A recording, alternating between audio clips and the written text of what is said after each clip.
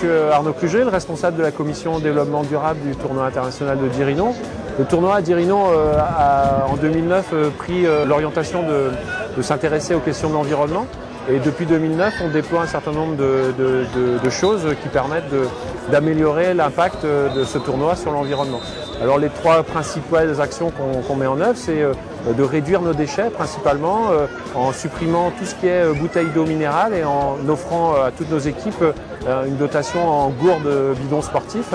Et à la suite de quoi ils peuvent aller se servir au bar à eau qui est juste derrière moi. La deuxième opération que l'on a mis en œuvre depuis 3-4 ans, c'est de supprimer tout ce qui était gobelets plastiques et barquettes à frites.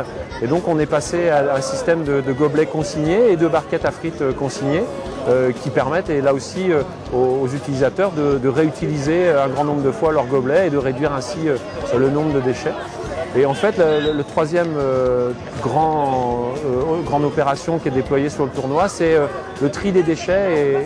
Et donc pour ça, on a une équipe propreté, environnement, qui fait continuellement le tour des terrains, aide les personnes à choisir les bonnes poubelles, puisqu'on a une vingtaine de points de tri sur le tournoi. Et puis on a près de la restauration un atelier de tri et des consignes. C'est un atelier comme dans une cantine où les gens viennent desservir leur plateau. Dans ce cas-là, on les aide à séparer tout ce qui est recyclable de ce qui est organique et de ce qui est pour l'ordure ménagère. Et au final, en agissant ainsi sur le tournoi, on a réduit en 4 ans de près de 50% la quantité de déchets produits.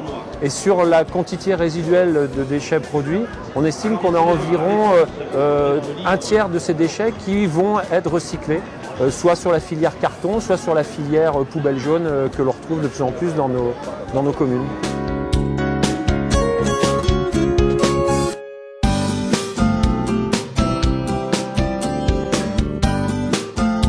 Alors changer ses comportements, c'est pas très facile et ça demande l'engagement de tous.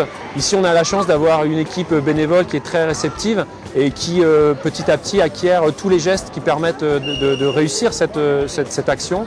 Et puis on doit dire qu'on a aussi le grand public qui d'année en année progresse, a un regard sur les questions d'environnement qui est de plus en plus intéressant.